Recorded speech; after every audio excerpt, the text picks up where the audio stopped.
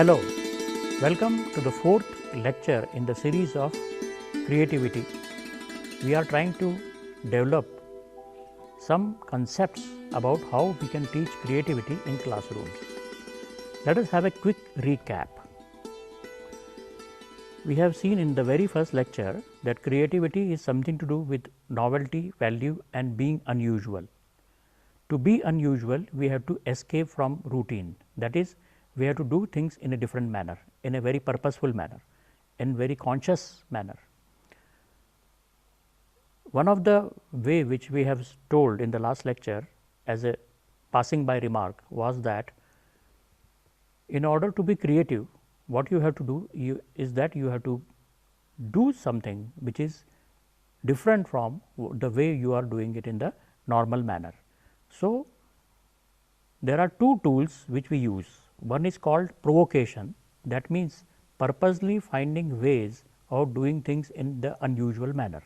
For that, you have to ask yourself what is the normal way of doing things, what are the usual way of doing things, and then purposely try to avoid those ways of doing things which you are very used to.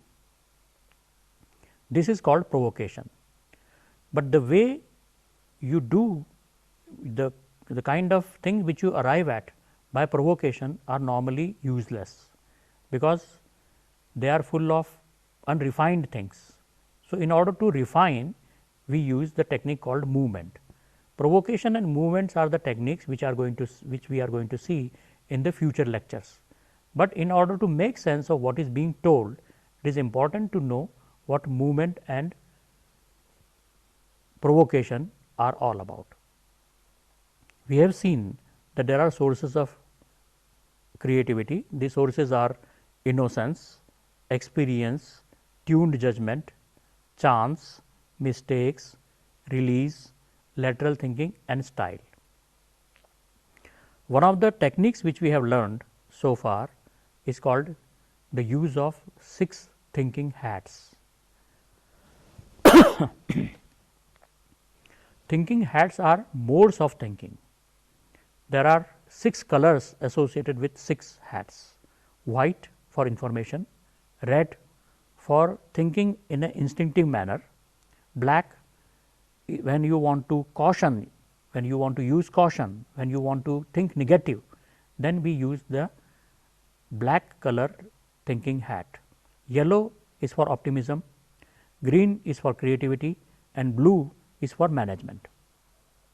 So, these are thinking hats which basically tell us at one time we are going to, if we are working in a group, then everybody would be thinking in the same color, in the same modes of thinking. Now, let us come to today's lecture. We are going to see 2 concepts, one is called focus and other is called challenge. So, we will begin with focus. Focus is to converge ideas in a particular field. When you wish to think in a creative manner, there should be some subject on which you want to be creative, and that matter of subject is called focus. Now, focus could be of 2 broad category. First broad category is called simple focus. This kind of focus, you only have a very broad subject where you wish to be creative. You are exploring those territory where nobody has gone so far, those things which nobody has tried so far. So, there the challenges are too many, because if it were so easy, anybody could have come to some conclusion, anybody could have gotten over there. So, when you want to have a simple focus, you are having the widest possible range of ideas. For example, suppose you are drinking from a glass of water, then you may ask why the rim of the glass is the way it is, why it has to be round, why cannot not be from any other shape.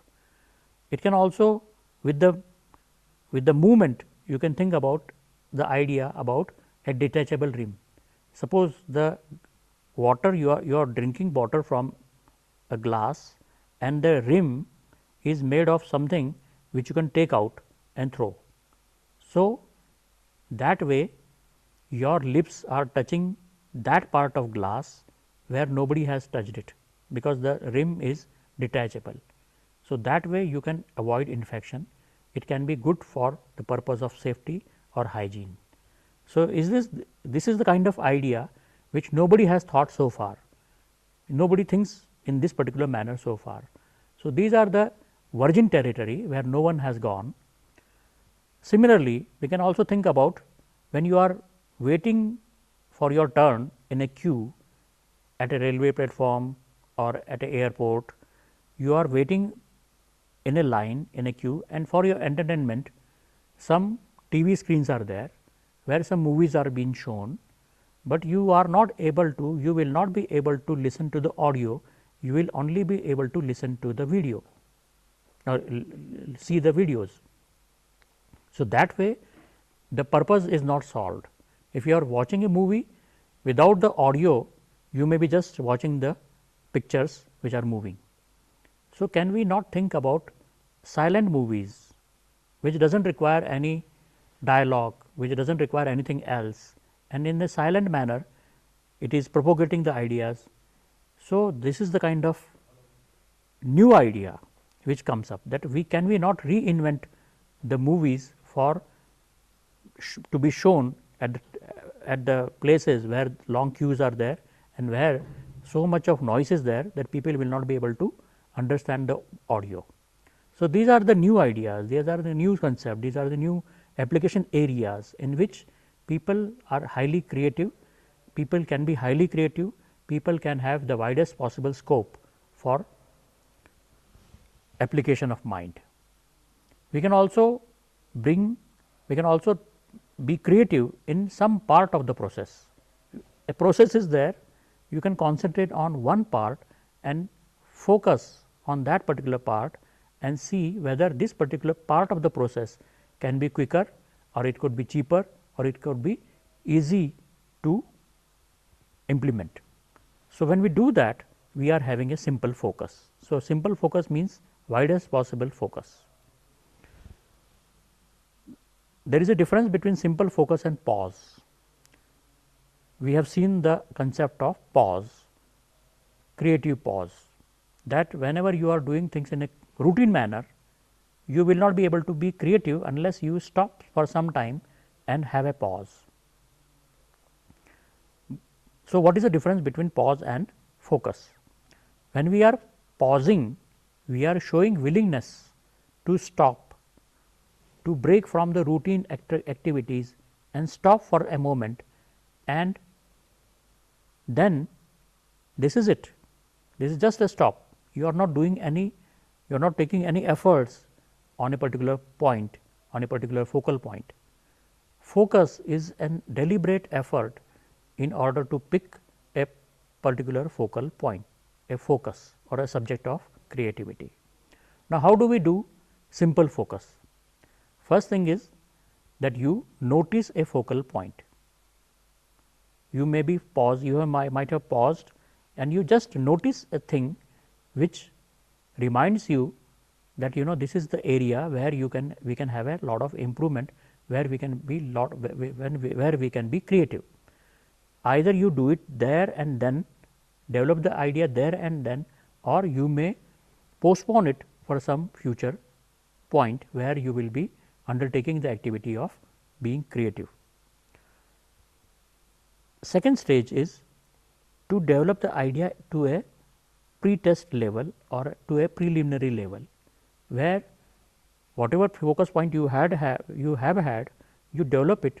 You may not have time to deliberate in a very detailed manner, but you can have a small time in which you will be doing the critical thinking, creative thinking, and do the feasibility studies whether this idea needs to be developed further. So, this is kind of a pre-test. The third part, the third stage will be to have a very deliberate effort, very serious attempts to generate ideas. In simple focus, we may make it a habit to pause and to have a simple focus. Ask ourselves, is this the only way in which the things are being done?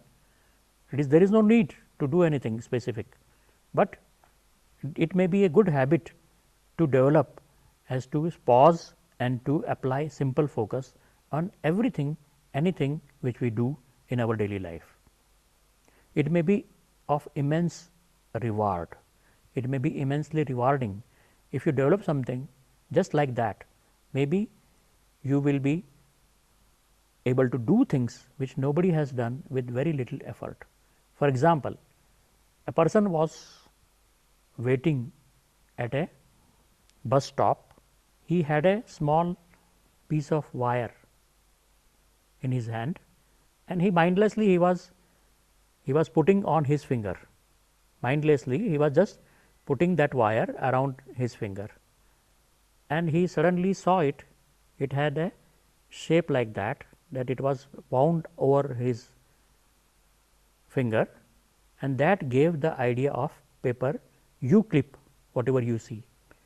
The idea is that if you use such kind of a very simple thing, that there is just a wire which is wound around itself, and it is giving such a shape that it can hold papers without punching it, without stapling it, without pinning it. So, it becomes a alternative to pin or to a stapler. So, this is a very simple idea which came to him just like that. So, this is the explanation, this is an example of simple focus. That idea made him a millionaire. That idea was immensely rewarding, because people wanted something where you do not need to prick the paper, where you do not destroy the paper, and you can just hold the paper just like that. So, this way you can discover new territories and new ideas, and you can be pioneer. Second kind of focus is called specific focus, where you have encountered a problem and you want solutions. It is different than the simple focus where no problems was there. The person did not have a problem of winding the wire around himself. He was just doing it for its own sake. But there may be areas where you are facing problems, where you may be asking yourself that this is taking too much of my time, this is taking too much of my energies, this is taking too much of my money. What is the alternative to do things in the particular manner? Or probably you have just got blocked up. You are developing some ideas, and you have headed to a blind spot where you cannot see further, where you do not see any road further. How to tackle those things? So, when you are doing this kind of thing, that you have a purpose, then this is called as the specific focus. Now, there are two broad categories of simple focus. First is called general area focus. This is a relative term. It is the broad area of application. It gives the liberty to the thinker on the breadth of the focus. This is different than the simple focus. The simple focus was totally broad. You just noticed something and you thought that this idea I will be able to develop. Here you have a problem, but you have given yourself total liberty that, for example, you want to do something innovative in the category of restaurant. So, how restaurant should be there? There are so many departments in the restaurant. There may be cooking, there may be service, there may be any other things. So, all these things together make up the restaurant, but which you have given yourself liberty that I can think, I can be creative in any of these areas. Or there may be the area may be that of bank fund transfer. Today you are transferring the funds using a check or demand draft. Can there be any other way of transferring the funds? What are the difficulties in the current manner, and what could be the different ways of doing things? So, you have chosen a broad area. There may be various specific parts, but you are not focusing on the specific part. You are having a very general, you have defined yourself a very general broad area in which you are going to be creative. Second kind of focus, general focus or the focus is called purpose focus. Now, there can be another subsections in the purpose focus. One could be improvement, that solutions are there and we want to improve. Another the second category of purpose focus would be problem solving, that a problem is encountered, you are developing some solutions and you have come to a standstill, you do not know how to proceed further. Now, how to proceed further is something which you do not know, there is no solutions which exist, you are totally blank, then how do we do it? So, that is the problem solving area in which you can be creative. For example, how to reduce the losses. Suppose you are running a shop in which lot of people come and they just shoplift things, they just lift the things from the shop and just take away, and therefore, you are incurring some losses. Now, how do we reduce the losses due to the shoplifting in the shop? So, what are the various ways which you can generate so that shoplifting could be avoided? So, one of the ways which normally we have on the malls is that there is some tag. So, you just if you take the item out of the shop, then it makes a buzzer, and then this is how the shoplifting could be avoided. So, there can be various ways of doing things, but this is a area of the problem solving. Third could be you want to reach a point, you have a defined goal and you want to reach over there. So, this is called as the task. For example, you are given a task of communicating with 5,000 trainees. Now, how do we do it? There can be what kind of communication could be there, how do we do it? Can it be done using a pamphlet? Suppose you do not want a feedback, suppose you do not want to know whether the particular person has understood or not, then you may give a leaflet, or you can give a mobile phone, or you may take their mobile phone numbers or things like that.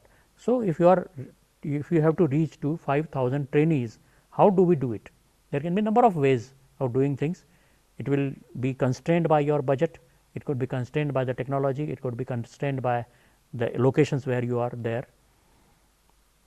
Another example is that suppose somebody wishes to get elected in an election and he wants a slogan. The slogan should be catchy enough that people will understand, people will remember, it will appeal to them, it will appeal to their feelings, and the person will get elected. So, his goal is to get elected and he has given you the task to develop the slogan so that he will get elected. So, this is the example of task.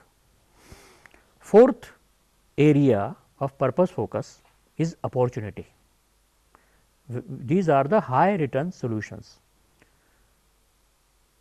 So, this is probably the highest form of the creativity which would be required if you have a opportunity. So, you can ask yourself the question that this something has happened and how is it going to affect my area of work. For example, suppose oil prices are declining sharply, then do I see any opportunity in my business? What are the various things which I can do in order to gain from this specific thing? Or you can think about a glue. Whenever you have a glue, it takes up time, it is messy. So, how to make glue less messy? It should not stick your finger, it should dry very fast, or it may never be drying. So, that if you are thinking about there are very different kind of approaches or various different kind of things which can come to your mind when you are thinking about glues, in which lot of opportunities could be there.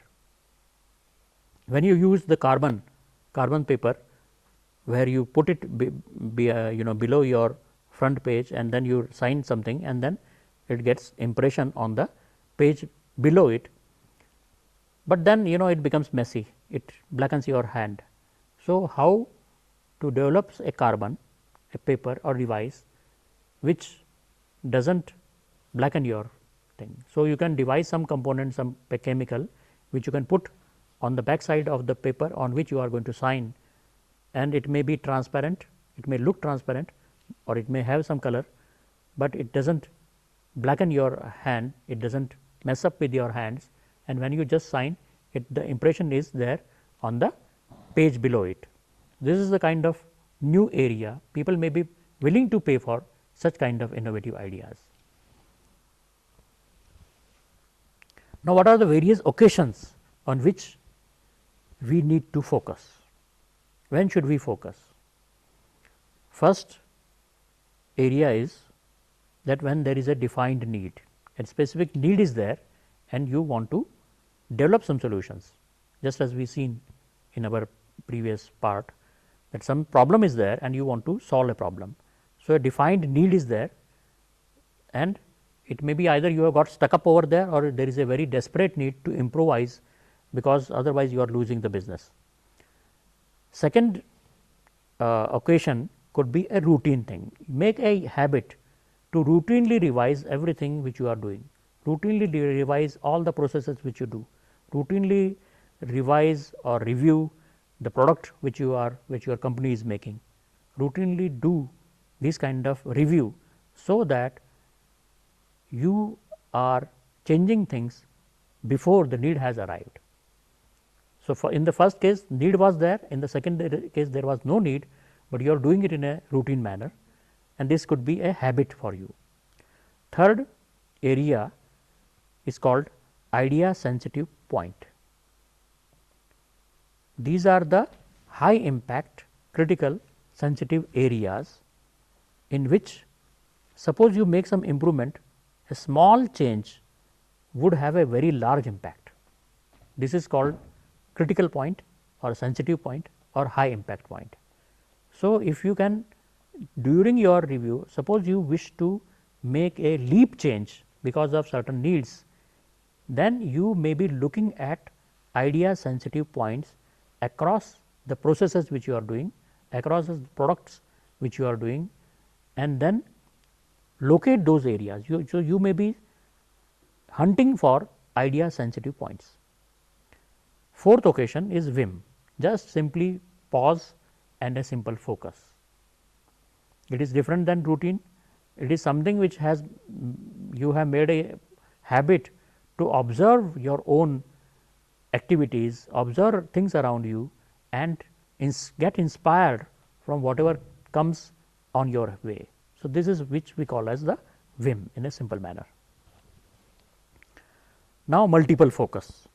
There could be multiple focus. For example, you may have an area in which there can be number of focal points.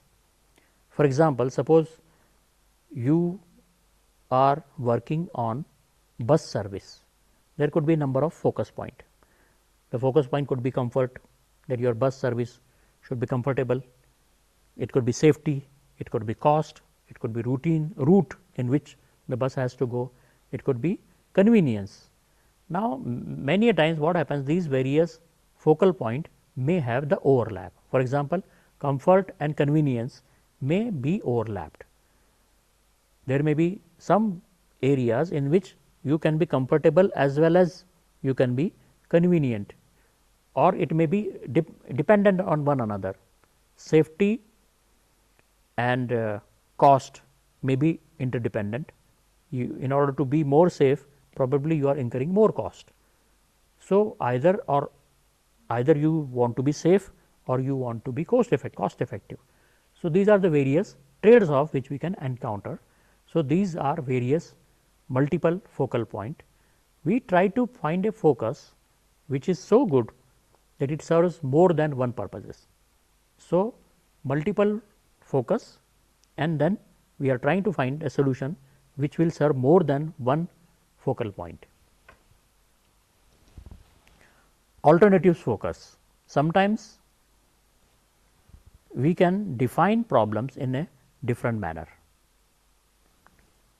and once we choose the different definition, our way of looking things become different, and then we can be more creative, probably we can be more creative. So, this is another concept of focus. Very much related to it is rephrasing the focus. Suppose you are given a task or you want to do something so that paperwork becomes less. So, if you talk to your team and say that I want less paperwork, then it is a neutral kind of statement. But if you say, you can paraphrase it in this way, you can rephrase it in this way, that I want to have less reading load on you.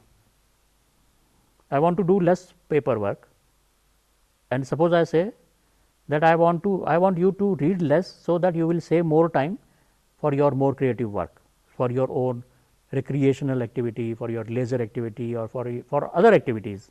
So, that is why I want to reduce your reading load.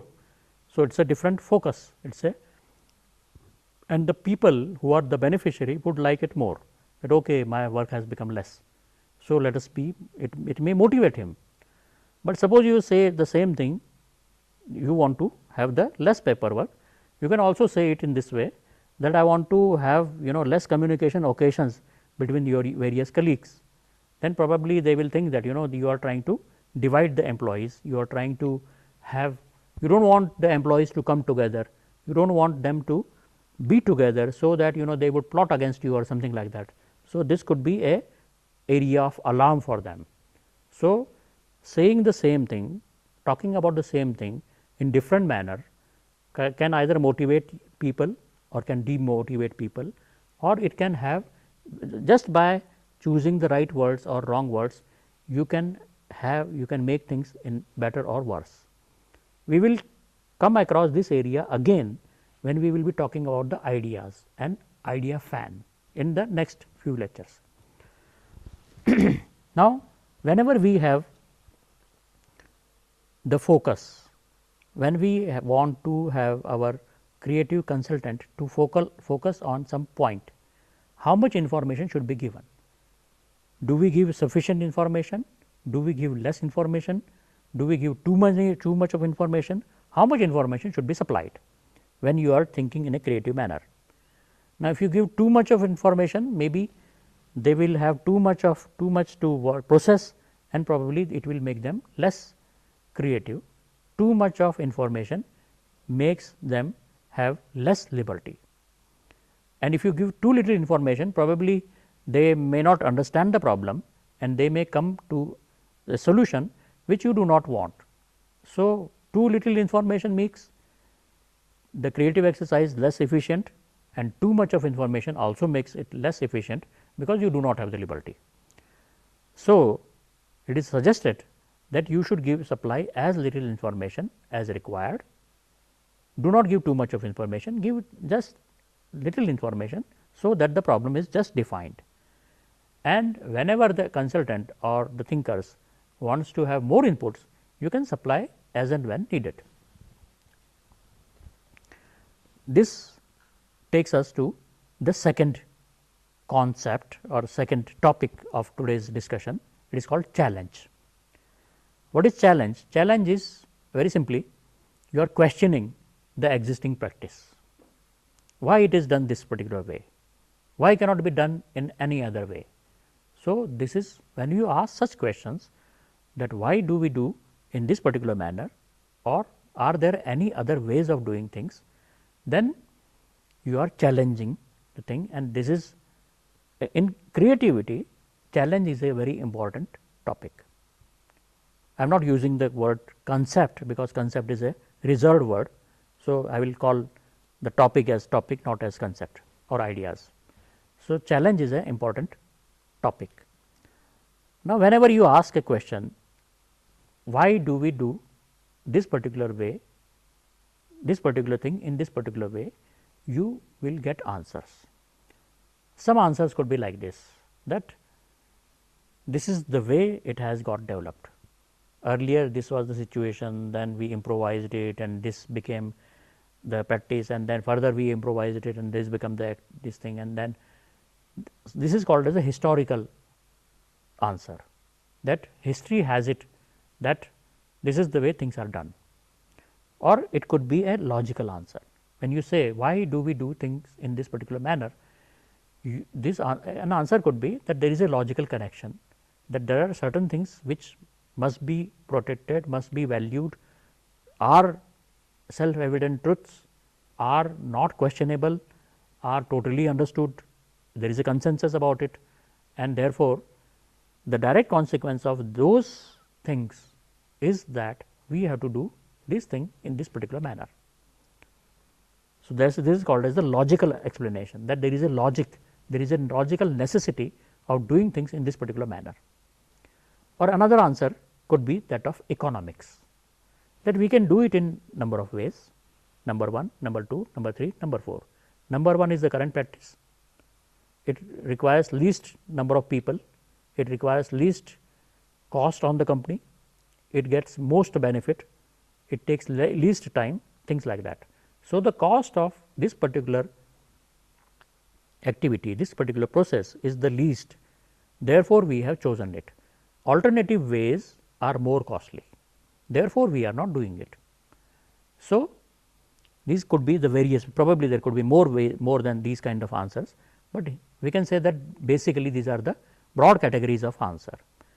So, whenever you are given an historical answer, we should try to avoid accepting such historical answers, because those answers mean that in that particular era, in that particular age, in that particular situation, in that particular circumstances, whatever practice was there was justified, but maybe things have changed, maybe it is no more valid, whatever your basic premises may not be valid. So, question those answers where the historically, when the answers are given historically, those are the weakest possible explanations, and therefore, those are having the most creative challenge, creative opportunities for challenging. And when you do that, then only you will be able to do out of box thinking. Now, what should be the next step? Once we have challenged it, then what are the various ways which we have to do, various steps which we have to take. So, first thing which you have to do, once you have accepted the challenge, then you block. You say that whatever is the current solution is no more there, does not exist. I am not going to think in this particular way. So, once you put a stop on the current practice, then only you will be able to think about the alternatives. And when you think about the alternative, that step is called escape. That means, whatever way we are doing it in this particular way, there are various ways. Either you can change parameters or you can negate the statement. Suppose this is the way we are doing it, we say this is not the way to do it. For example, I have given you the example of the wheel, that wheels are always circular, why not spherical, why not some other shape, for example, spherical, or for example, square or things like that. So, once you think in that particular way, then you develop new things which essentially would be useless, but if you apply movement, then it could be a useful exercise. So, we escape and do the movement, that means provocation and movement take us to the new possible solution. Then you evaluate the various solutions which you have arrived at, and if you find that whatever new solutions which you have come to are more costly than today's solution, then you drop this exercise. If today's solution is the most cost effective, then go by it, keep doing things the way you are doing it, but once in a while we should take this challenge and keep on working on it. Another concept is called why and why again. This is a deep thinking technique. Suppose you wish to think in a deep manner, then you ask questions multiple times. For example, suppose you go to a bank or a company and you are asked to fill up a form. Then you challenge it, you challenge this practice, you say, why do we fill up this form? Then you get the answer, so that the company will know the required efforts. then you ask the question again why. Why does the company needs to know the various things? Then you can get the answer, so that the company can allocate resources and plan accordingly. Then you can further ask questions, or you can challenge it, and you can say, are there any other methods for resource allocation apart from filling up the form? Are there any other ways to find the solution? So you have done a deeper exercise, you have done a deep thinking exercise.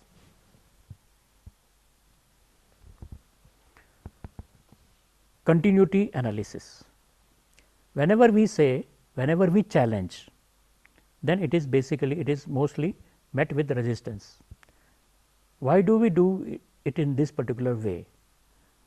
We get the answers like that this is the best possible way, or the cost of the alternative solutions are not acceptable, or that there have been no occasions or need to change. When we accept the challenge, that means we are breaking the continuity. It is being done in this particular way, there is a continuity, and whenever you are saying that we do not do it this way, then you are breaking the continuity. Now, the question is, why do we resist changes? We resist change because of number of factors, and this analysis of why we resist change, what are the various factors which keeps us from changing, is called continuity analysis. One factor is called continuity of neglect. If it is not required, then why do we change it? If the things are going on smoothly, there is no problem, then why should we change it? If we change it, probably we will invent new problems. So, we should not change. This could be the mindset. Second factor, or second alternative is that the continuity of lock-in.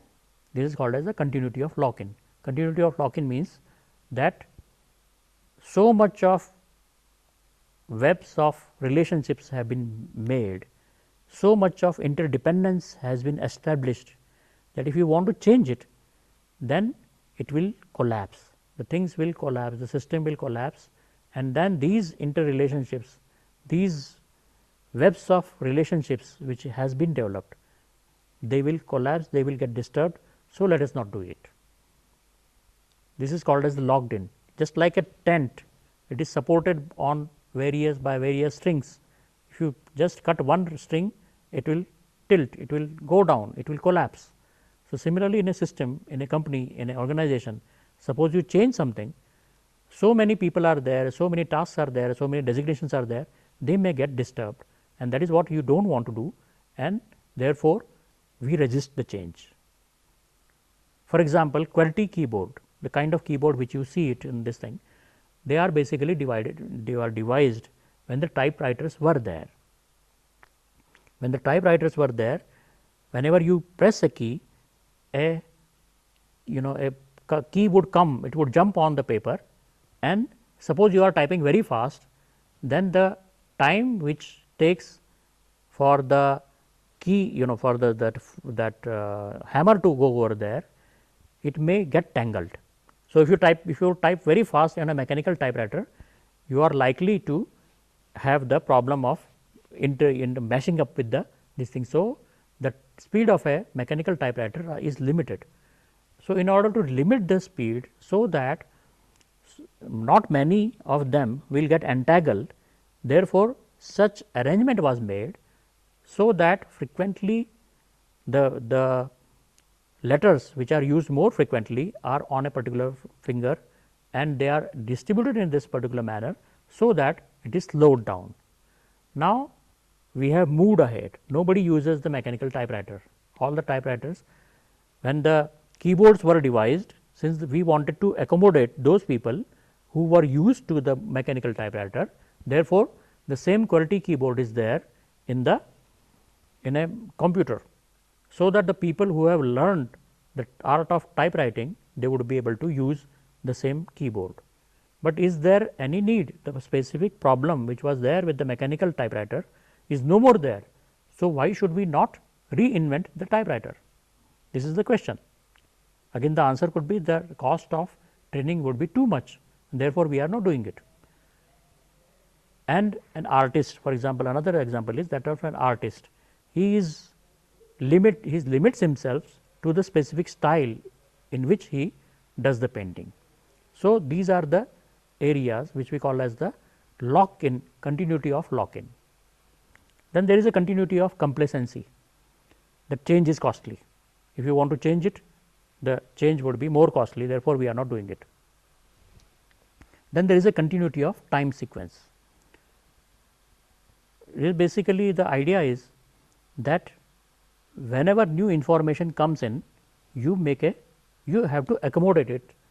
Whenever new challenges come up, you modify your processes, you modify your things, you modify the things, the way you work on your things in such a way, so that this problem it gets solved.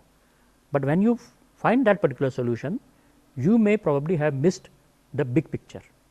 So, once in a while you have to also review, revise and see what is the big picture and whether the new information which you have come up, are there any ways to do it, so that it would be more beautiful, it would be more better, it would be more easier. For example, you know that our DNA, I am not criticizing nature, I am just giving you a fact, do not take it in a negative manner. The way nature has developed the DNA is by modifying the genes over and over, depending on the circumstantial changes. So, we have the genes which runs in a very huge manner. In our genetic program, we also have the genes which is used to make the pigment on the butterflies its wings. We are not butterflies, we do not have wings, we do not need that particular program, but that program is still there. It is another thing that it is not executed, it is not expressed, but the problem has become that our gene has become extremely huge. Many of the segments, most of the segments are not used, are not expressed. So, if by some way you are writing a program, whenever a problem is encountered, suppose you are writing a software program, whenever a problem occurs, you add a segment to it and you just put the other parts of the program as suppressed one and keep the program, then what may happen is that your program may become too bulky and so many parts of the program would be there which would never be executed. So, once in a while you have to review, you have to see that what is my total big program, what is the program in its entirety, and then what are the segments which are never going to be used, why not remove it. So, this kind of thing is called as the problem due to the time sequencing, and once in a while we have to get rid of those things which are no more required. Breaking free. Now, there are some game changers, some things which changes the way we do our business. One of them is technology, second is the value, third is the circumstances, and fourth is the cost. With technologies, new solutions come up. Earlier the laptop was not there, now the laptop has come.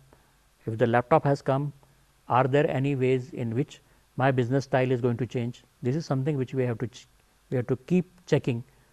So, technology is one area in which we see lot of revolution coming in the all branches of doing business or doing things. So, we have to give it some importance which it is due to it. Then values. Earlier the value systems were different. If you go 100 years back, then people would not mind cutting the trees just like that, because there were plenty of jungles, plenty of forest, and it was required to build the cities so that people could be together, they would be safe from the wild animals. So, preserving human beings from wild animals was the value at that particular time. Now, protecting the wild animals from human beings has become the value. So, the values have changed. Now, the values change, then the way we think, the way we do things must be changed. Another example is circumstances. Once in a there was a time when high population was required, because it was an agrarian society. There were a lot of people required to do manual work. Now, it is no more the case. So many things get done using machines. So, circumstances have changed. If the circumstances have changed, then we should also revise our the way in which we do our things. So, this is a area of challenge. This is a need for challenge, that circumstances have changed. Cost. If you are using the process and your competitor is using another process, and your competitor is able to do things in a more costly, more cost effective manner, then definitely you are going to lose business on one day or the other. So, you have to think about the cost. Cost changes because of technology, cost may change because of the values, cost may change because of the circumstances, but it is basically the cost which we have to keep it in mind. Concept challenges and idea challenges. Now, what is the concept challenge and what is idea challenge? Concept and ideas are two important keywords which we are using in this series of exercise in a specific manner. They are not interchangeable, they are not to be taken in the way in which we use it in our daily life. Concept is something like an objective, and idea is something like how it is achieved, the ways and means. For example, suppose there is a rack, book rack, and on the top of the book rack there is one book, and book rack is, let us say, 8 feet high, and I want to reach that particular book, I want to lift the book, I want to pick up that book. Now, how do I do it? So, the concept is, the objective is to reach to the book. Now, I am 6 feet high or 5.5 and a half foot tall. Now, I cannot have the I cannot reach to 8 feet. Even if I stand on my toes, I will not be able to reach. Even if I extend my hand. So, my concept is extend my hand. Now, even by extending my hand, I will not be able to reach it. So, the concept is extend, when you are using provocation, you say extend your hand infinitely, extend your hand so much that you will be able to reach this thing. Now, from that the movement comes when you cannot you cannot stretch your hand to 3 feet, 4 feet or 5 feet, but you can, why not use a stick? It is just like extending your hand. So, you just take a stick and push the book so that it falls down. This could be the solution. So, the concept was to extend the hand, and the idea is, or rather the concept was to reach to the book, and the idea became to extend your hand. Further, in a second stage, I put that idea as a concept, and again further I derived one more idea, and that idea was to use a stick. So, ideas and concepts are relative. One is the object, other is the solution. Then the solution also becomes an object, and another thing becomes solution to that. So, this way we keep on doing it, and this is called as the concept of the idea fan, which we are going to see in details in the future lecture. So, here it was just to make you understand what is the difference between concept and ideas. But here, and this particular juncture, our question is, what is the concept challenge and what is the idea challenge? Concept challenge is when you are challenging the concept itself, that is the objective. Suppose let us again go back to our less paperwork example. Suppose I say that I want less paperwork for this process of licensing a radio. You may not be aware, there was a time when all the radio set which were purchased in India, you required a broadcast license. with all the radio sets there was a broadcast, because broadcasting was supposed to be using the radio waves and things like that. So, there was a regulation because of which people had to have, you used to pay some money in order to acquire a broadcasting license. So, with all the radio sets there was a broadcast license which was to be applied. Now, the question, suppose we ask a question, how can we reduce the paperwork to get the broadcast license? And suppose somebody asks the question that is the license required at all? If you say this way that forget about less paperwork, I do not want to do any work at all. Why the license itself is required? When you ask this particular question, then you are asking you are challenging the concept. So, it is at a very root that you are attacking.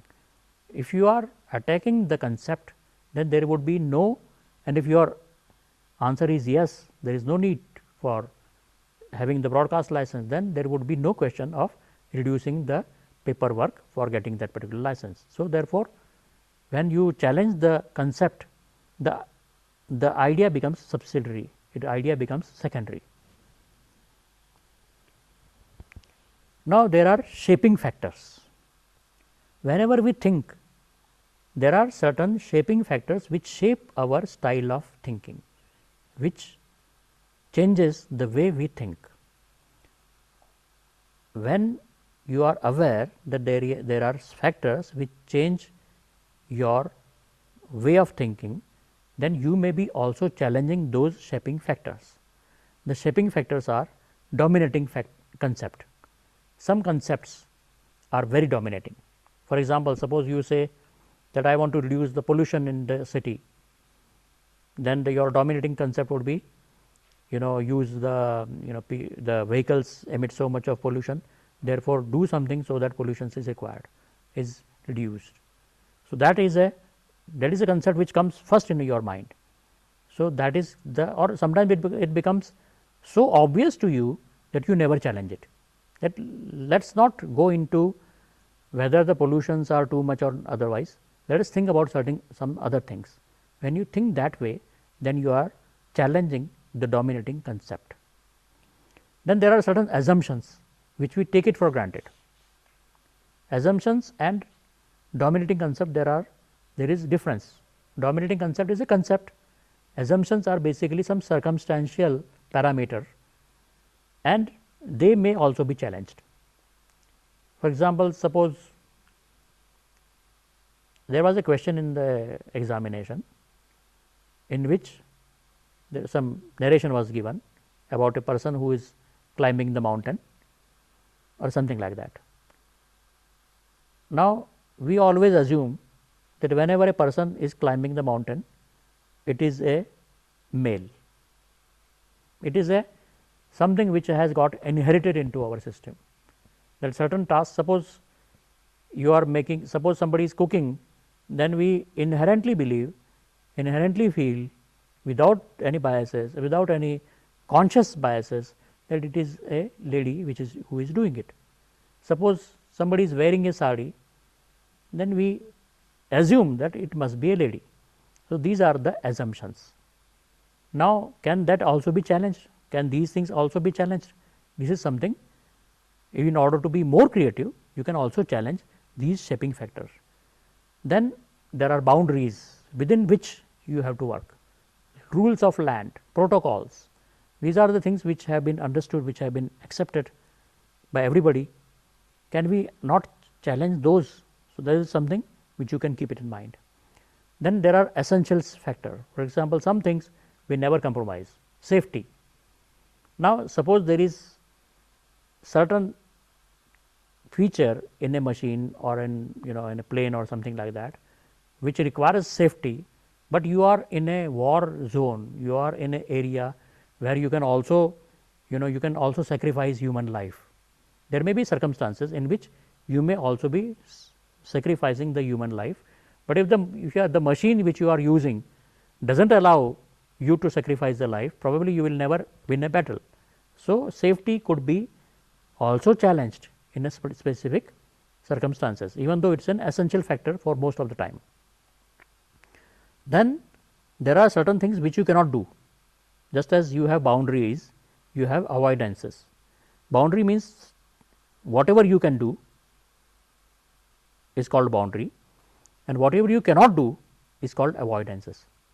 So, when you are thinking in a creative manner, you for at least time being, you also have to challenge the avoidances and think in a more creative manner. Then there is a mindset which is called either or mindset. Either I will do this or I will do that. This is the kind of thing which we keep it in mind, which is dominating our thoughts. But it can also happen that both things can happen simultaneously. For example, it is our mindset that either I will win or you will win. It cannot happen that we both will win. But when we saw in our earlier series of lecture, it is also possible in some of the situation that both the parties could also be winners. So, this is the mindset which we need to change. In summary, we have seen about the focus. In simple focus, we do not focus on specific things, we focus on nothing particular. On the specific focus, we focus on certain problem areas, and then we also saw about the multiple focuses. We also saw that rephrasing the focus statement can change the things in a very drastic manner. We also saw that minimum information should be passed on whenever one is doing a creative exercise. Then in challenge, we basically it is something to do with improvement. Whenever you are challenging, something is already there, that is why you are challenging it. So, it is more to do with improvement, and you do the post processing of the challenge by blocking whatever are the current practice, you assume that it is no more there, that particular choice is not no more there, and then you do escape by using provocation and movement. And if the solutions which you get are less effective than the current one, you drop the solutions. So, these are the stages of working on the challenge. We resist change because of the complacencies, neglect, lock-in, patchwork solutions, etc. This is something which we did in continuity analysis. Then you can also challenge ideas, or you can also challenge the concept. Then you can also challenge the shaping factor. These are the things which we have seen in today's lecture. In the next lecture, we are going to learn about concepts, alternatives and provocations. Till then, goodbye and thank you.